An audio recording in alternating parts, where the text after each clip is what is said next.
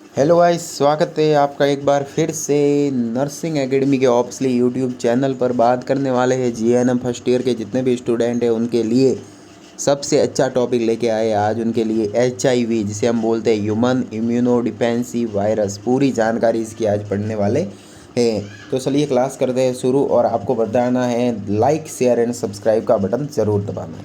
देखिए, एचआईवी एक वायरस है जो शरीर की रोग प्रतिरोधक क्षमता को कमज़ोर करता है। यह CD4 T lymphocyte helper T cell को नष्ट करता है, जिससे शरीर संक्रमणों और बीमारियों से लड़ने की क्षमता खो देता है। बात करते हैं कि एचआईवी की संरचना। तो एचआईवी की संरचना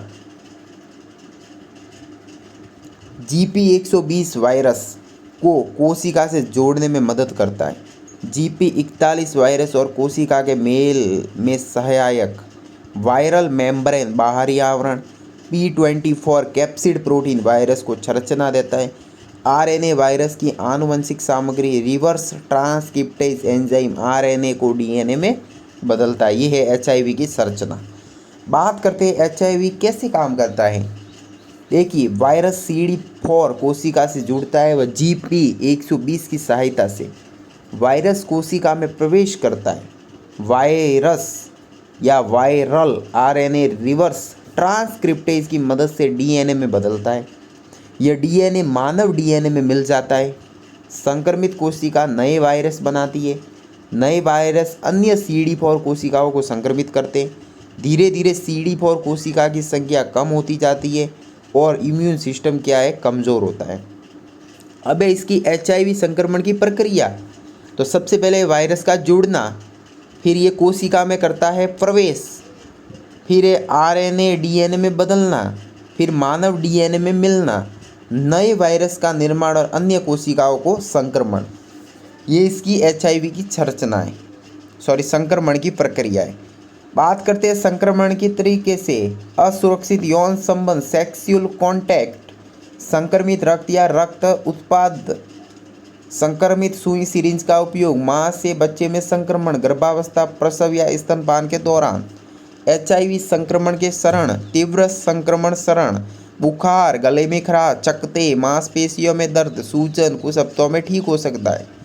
नैदानिक सुप्त चरण, कोई लक्षण नहीं होते लेकिन वायरस शरीर में सक्रिय रहता है। यह चरण कई साल 5 और 10 साल या अधिक तक रह सकता है।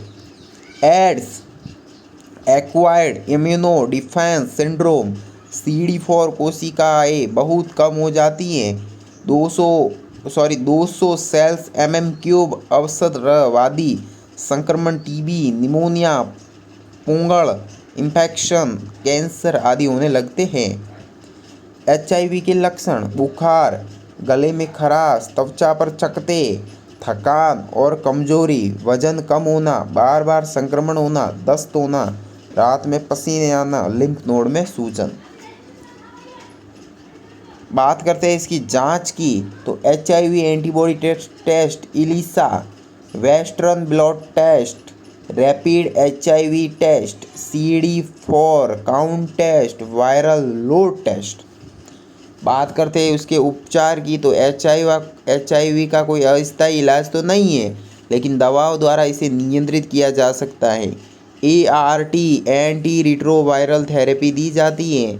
नियमित दवा लेने से वायरस की मात्रा कम हो जाती है, CD4 कोशिकाएं बढ़ती हैं, व्यक्ति सामान्य जीवन जी सकता है और संक्रमण दूसरों में फैलने का खतरा कम हो जाता है। ART जीवन रक्षा। बात करते हैं इसके बचाव की। तो सुरक्षित यौन संबंध रखें, कंडोम का उपयोग करें, सुई सिरिंज साझा न करें, सिर्फ जांच किया हुआ रक्त ही चढ़ाएं, मां से बच्चे में संक्रमण रोकने के लिए समय पर दवा और चिकित्सक की सलाह लें। याद रखें, एचआईवी से संक्रमित व्यक्ति को प्रेम, सहयोग और सम्मान की आवश्यकता है, भेदभाव की नहीं। सही जानकारी, सुरक्षित व्यवहार और समय पर इलाज से एचआईवी को नियंत्रित किया जा सकता है। तो गाइस, वीडियो कैसी लगी? अच्छी लगी तो लाइक शेयर एंड सब्सक्राइब जरूर करना। मिलते हैं एक नई वीडियो में, तब तक के लिए जय हिंद, जय भारत। और एचआईवी के बारे में संपूर्ण डिटेल मैंने आपको दे दी है। और अगर आपको और कोई न्यू टॉपिक चाहिए तो आप कमेंट के अंदर अपना नाम और क्लास का चैप्टर लिख के ज़रूर भेजना, और आप कौन से ईयर में पढ़ते हो वो भी आपको कमेंट करना ज़रूरी है।